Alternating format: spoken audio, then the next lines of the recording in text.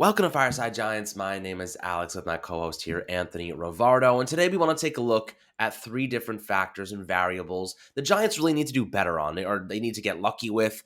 You be the decider for these three different factors, but ultimately they need to have these three things on their side. They need to have the advantage in all three categories to win games.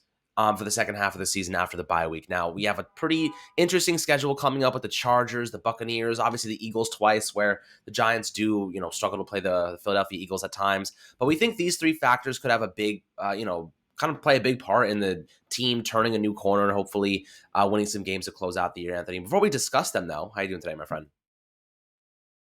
I'm doing great. Just enjoying some good Sunday afternoon football, having some hot dogs and some glizzies, having a good time. And of course, looking forward to next Monday night when the Giants face off with the Tampa Bay Buccaneers. Taking a peek right now at the games going on, the Buccaneers looking pretty vulnerable, looking like a beatable team.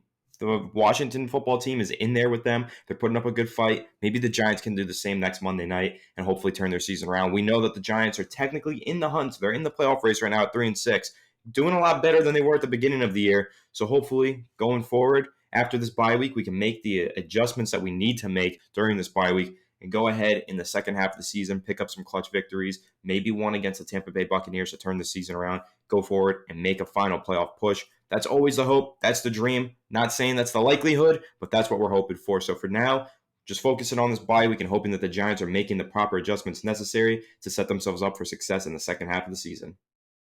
Yep, and that's all we can hope for is success in the second half of the season. Of course, worst case scenario, we end up with two top 10 picks, and we're looking at the draft again and who we're going to be getting there. So, of course, we'll be doing the draft evaluations when the time comes. But for now, let's take a look at the number one thing the Giants need to do better. Well, I guess it's not really do better, but I guess more get lucky with, and that's health, right? I don't know what the training staff is doing. I don't know if it's the MetLife turf. I don't know if it's bad luck. I have no idea why, but the Giants seem to get injured more than any other team in the league. And it's just the offensive line in shambles, the wide receivers going down like flies. You be the judge for why this is happening. But I will say, if they can get healthy and they can get some of these guys back and not sustain, reoccurring injuries or re-aggravating injuries, the Giants will be a better team, right? The offense is mainly being plagued by a loss of Andrew Thomas at left tackle, which has really hurt the pass blocking, and Daniel Jones being able to stand in the pocket. As we've seen the last two games, the pure pass blocking snaps have decreased exponentially as the Giants try to get rid of the ball quickly, run the football. Devontae Booker's played a big part in that, of course, with the 99-yard rushing performance last week. But again, this comes down to health. The wide receivers, Kadarius Toney, used as a decoy mostly the last couple of weeks. They don't really trust him. They don't want to re-aggravate that ankle injury. And then you have Kenny Golladay, who just came back from the hyperextended issue with his knee that he suffered against the Cowboys. So you're getting all these guys back, 2 weeks off. It's a good amount of time. I think Kadarius Toney, Saquon Barkley may be returning as well. And then you have Kenny Golladay. All of them should be, 80% plus in terms of health. And how important is that, right? That is the most important factor for this team. If they don't have healthy guys, they're not going to be able to produce on offense. And I think the Giants moving forward, if they can get some of those weapons, you're looking at, like, as you said, Washington started off really strong against the Buccaneers on Sunday. And I think that's a really good indication that the Buccaneers are vulnerable. They can be defeated with good defense. The Giants have played tremendous defense as of late, holding their last three opponents to 20 points or less. If they can do something similar against the Buccaneers, the offense, if they get some guys back, we're talking about, a game that could really end up going the Giants' way, but they need to have their health, right? Their health is the most important thing. And with the Buccaneers having some pretty good pass rushers in JPP and Shaq Barrett, I think they have a rookie as well. So, Anthony, how important is it to get guys like Andrew Thomas back and the health of this offense? I think personally that's the number one key for them to have a successful second half of the year. Yeah, it's been a real struggle for the Giants staying healthy this season. Pretty much everyone and anyone that you can think of that's important to this team has dealt with some sort of injury. Even Adoree Jackson has dealt with an injury. Jabril Peppers done for the year. Andrew Thomas going back to the offensive side of the ball. Kadarius Toney's missed games. Daniel Jones has been injured, missed half of a game with a concussion. Sterling Shepard is still out. Kenny Galladay's been out. Saquon Barkley's still out. So many injuries. The list is just so long. They're just piling on top of each other, one after another. Blake Martinez is another defensive one. That's huge. That's a huge loss for the Giants defense. Run defense has not been the same. It was a struggle for basically 5 weeks after Blake Martinez got injured. Starting to pick it up a little bit now. Defense playing better now, but we're still feeling the effects of the Blake Martinez loss. So for the Giants, We can't afford to lose any more guys. Daniel Jones, stay healthy. The receivers, they're finally getting healthy. Stay that way. Please, beg you. I know it's not really anyone's fault. They can't control it. It's out of their control that whether or not they get injured. And it's tough. That's just the reality of football, especially in the NFL. Very physical and violent game. But for the Giants, they have to remain healthy for this final stretch because they can't lose any more players. Any more key players go down, and that might be all she wrote. Because really, our season is hanging by a thread. It's on a very thin little string dangling there, and all it needs is one more little tear, and it's gone. It's dropping down to the abyss, and that's it. It's over, season done. So for the Giants, don't let that string break. Stay healthy. Try your best to stay healthy at the very least, and hopefully we can all get healthy, right? We can get Andrew Thomas healthy and get in there, fix some pass protection from the blind side, we can get Saquon back, have that extra like explosion and playmaking ability out of the backfield, get things going, get everything put together once everyone is healthy, and hopefully win some games down the stretch. Yeah, I mean, it's essential, right? Because the Giants right now, if you're looking at the playoff picture, and we're kind of nearing that time where playoff picture is coming into focus, there's probably no way the Giants catch up with Dallas in the NFC East. That's kind of a lost cause at this point. So they're really looking at that seventh seed in the wild card. Now, some might say, "Oh my goodness, the wild card, like there's no way." If you look at the seventh seed right now, it's at the Atlanta Falcons, and they're 4-4. They have one more win than the Giants, and the Giants are in 13th place. So let's say the Giants come out. Like the Falcons are going to lose today to Dallas, so that's good for the Giants. Actually, it's actually good. I never will root for Dallas, but in terms of playoff implications, we really wanted Atlanta to lose this game. And then of course you have Philly, you have San Francisco, the Seahawks who are just getting Russ Wilson back, and then the Minnesota Vikings. So all these teams here in this little mesh, and the Carolina Panthers just on Cam Newton. The Giants, if they win against the Buccaneers, they win against the Eagles, they win maybe, let's say, I don't know, 6 of their last, how many games do they have left? They have 17 games. What are they, 9? Okay, so they got like 8 games left. If they win 6 of those games, we're talking about a 9-6 or 9-8 team, right? A 9-8 team.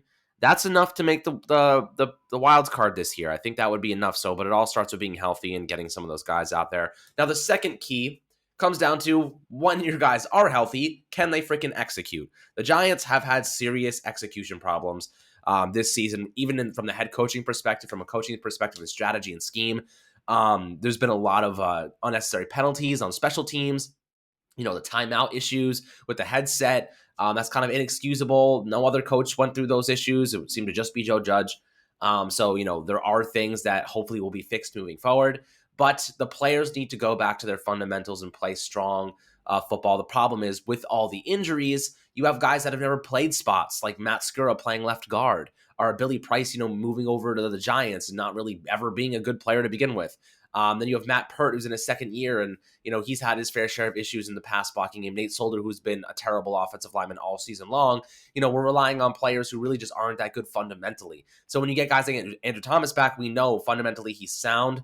Kenny Galladay, he's your number one wide receiver. These guys, if they can execute, give Daniel Jones, present him with more options, more time in the pocket, more receivers to throw to, better separation, execute. That's really what it comes down to, and the defense has been doing that for both sides of the ball. They've been executing at a high level, creating turnovers, helping the offense out in terms of field position and whatnot, not backing them up. So, I mean, I'm really, really ecstatic to see the defense starting to execute at the top 10 level we know they can play at. Now it's time for the offense to take the step forward. They rank, I think, 26th or something in the league in points per game, dead last in pass blocking. If they can just get to, I mean, there's probably no way they get to average, but if they can approach average, we're going to see a team that wins some games just because they're scoring an extra touchdown and a field goal. They converted, maybe they're in the red zone. Instead of kicking a field goal, they scored a touchdown instead. Those little things, those small details are what win football games. The Giants need to be better at the execution. It also comes down to the play calling. Patrick Graham has been phenomenal at the play calling the past couple of weeks on defense, really relying on more of a simplified unit, his base scheme, but also disguising some coverages, not getting too tricky and flashy. Jason Garrett, on the other hand, he doesn't have a lot to work with, all the injuries, of course, but the red zone play calling, there are plays he needs to tear out of the playbook, like the fade route. Daniel Jones just isn't a good fade route thrower, and he needs to know that, and he needs to say, okay, we're not going to just waste a play here, and I know it's not going to be successful. Do some different stuff, do some rub routes, use some speed outs. use some drag routes on the play action with your tight ends, do some more unique, creative stuff in the red zone here. That will go a long way towards this team executing at a higher level, Anthony. But how important do you think execution is to the team moving forward? Execution is always the number one thing for an NFL team. Even if the play caller is just dialing up all of these amazing plays, it doesn't matter if the players aren't executing. Now, sure, there's moments where the play caller has to execute. You get down in the red zone, you have to execute with good play calling, and then when there's a good play call, the players have to execute that call. But sometimes the play callers are not even executing their jobs properly because they're not calling good plays. So, in general, NFL teams, it all does come down to execution. Of course, it comes down to health as well. We just talked about that. But when you have all your players on the field healthy, especially on offense for the Giants, if Kadarius Toney is out there, they need to execute some plays that get him the ball. And they can't just dial up some trick plays to get him the ball, like a screen pass 16 yards behind the line of scrimmage that he's supposed to throw downfield. And then it just doesn't work out. That's poor execution because you actually have to call those plays in the right situation. Situational play calling is key. And that's where the play calling execution comes from with the offensive coordinator. And then defensively, if the Giants want to run some, disguised coverage blitz, you got to execute. Because if you don't on a play like that specifically, say we're talking about a cover 2 disguised as a cover 3 with a safety blitz. Well, if the safety doesn't blitz properly, or if one player is out of position and thinks it's a cover 2 when it's really a cover 3, or vice versa, and the disguise actually tricks the player who's supposed to be running the disguise, well, then you're going to have a busted coverage. Poor execution is going to lead to likely a huge gain or even a touchdown for the opposing offense. So execution is key. You don't win games in the NFL without executing. Good play calls need to be executed, and you have to execute those plays from the player's standpoint as well. When the Giants are down in the red zone, they have to execute. You have to convert touchdowns in the red zone. You have to convert turnovers to touchdowns as well. When the Giants defense forces a turnover, Giants offense has to go out there, execute the defense, right? Execute the other team's defense. Kill them. Go get a freaking touchdown. Stop settling for field goals. Granted, Graham Gano, he is executing. He's doing a phenomenal job. He's having a great year. He's knocking in like 95% of his field goals. He has been phenomenal. But outside of that, the offensive defense, everyone in general, we can all be executing better. For the Giants, they can all be executing better. So hopefully, second half of the year, after this bye week, they adjust. They learn the play calls a little bit better. They get a little bit better in situational play call and situational game management, and then they can execute some plays. And like I said earlier, hopefully they can pick up some clutch wins down the stretch. Yep, absolutely. And I think the execution of the offensive line is the third kind of point here. The third key is the offensive line in general, right? So pass blocking still ranking dead last there. They're a little bit better in run blocking. Had a pretty good game overall run blocking last week. In the win against the Raiders. And the Raiders aren't a great run stopping team. So the Giants really played to a strength and they did well there. They won time of possession. They wasted a lot of key time on the clock to really give their defense and their offense more opportunities and their defense opportunities to rest. But the offensive line play, Andrew Thomas coming back as the catalyst. It doesn't matter who the receivers are if Daniel Jones doesn't have time to throw to them. So in my opinion, Andrew Thomas is the most important piece of this, equation in terms of returning. And when he comes back, the offensive line play should hold up much better. I mean, he basically was the entire reason DJ had any time at all. So that's a big point of emphasis for me. And I know the Giants want to be this run first team that grinds on the ground and really sets the tone with their running game. But the reality is like you need a hefty passing game as well. You need to be efficient in the pass blocking category. You have to have a balanced offense in this league. You're not going to win games running the football unless you're Derrick Henry and the Titans offensive line. The Giants just don't have that.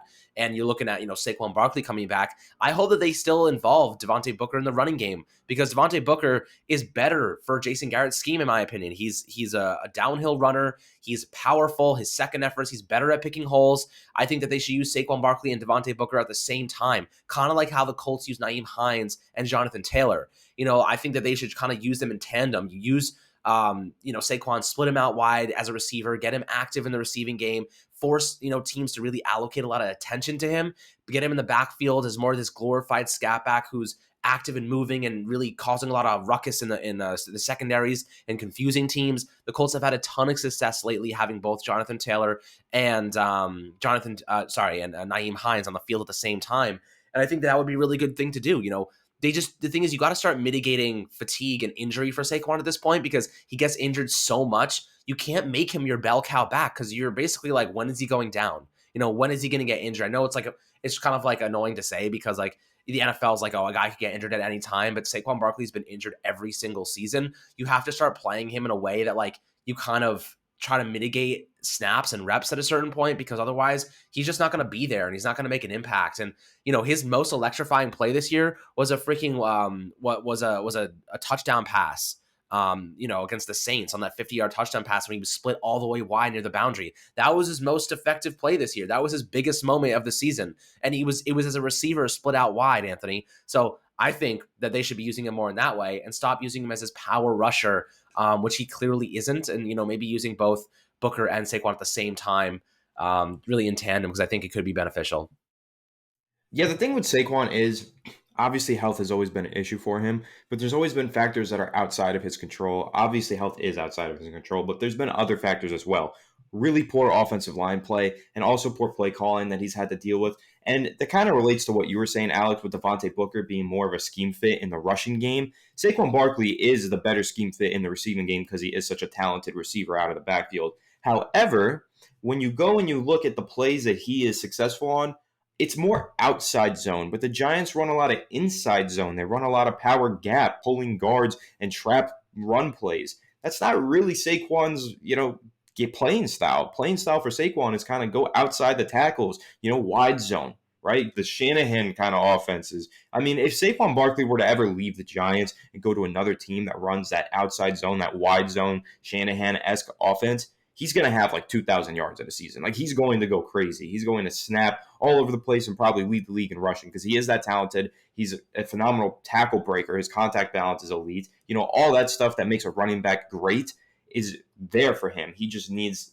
more help, basically. And it's kind of tough because running backs need a lot of help and they do need better offensive line play. And quarterbacks also need help and they need good offensive line play. So offensive line is basically what's killing the Giants offense this year because even when you're looking at this team, I wrote an article this morning about how the Giants are throwing the ball downfield at the lowest rate in the NFL. Daniel Jones has thrown the ball 20 plus yards downfield on only 7.2% of his passes this year. Now that ranks 35th in the NFL out of all quarterbacks that have thrown at least 10 deep passes. Think about that, 35th. That means he's behind three backups. They are not throwing the ball downfield. So why is that? Especially when you consider Next Gen Stats, PFF, the number one deep passer in 2020 was Daniel Jones. So why are they throwing the ball deep at the lowest rate?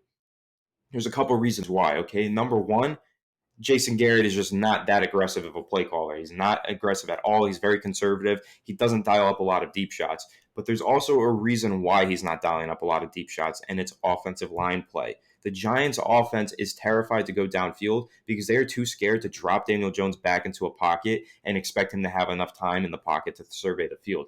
They're not expecting that. They don't think that he has any moments in a game where he could stand in a clean pocket and survey the field because he is constantly under duress. He's constantly getting hit from behind or he's getting hit by three people from every single angle. The offensive line is always imploding on those true passing sets where the Giants are trying to dial up some deep shots. Sure, I think that they should be dialing up more deep shots anyway. They should be figuring out ways to scheme together plays where Daniel Jones has time in the pocket and can make a throw downfield.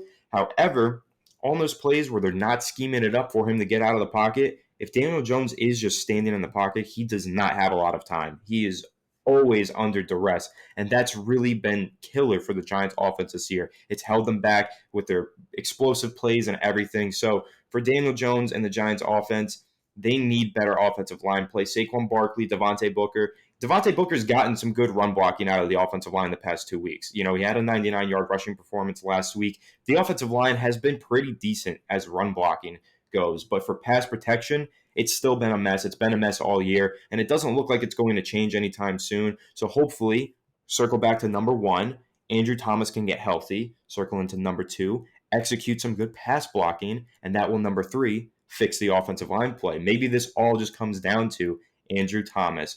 Awesome. So hopefully that's going to improve. If the offensive line play does improve, I'm thinking that Daniel Jones will be able to have a much better second half of the season, and hopefully the Giants offense can start executing at a higher rate.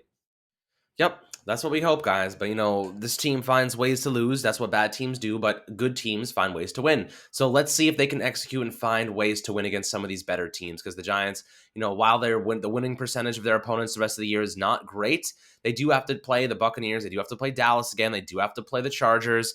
This is not an easy schedule by any means. They really needed to beat KC, and that loss was really, really hurtful because that was one of the ones that we circled on the schedule and said we're probably going to lose this game, but a win here would be huge for us.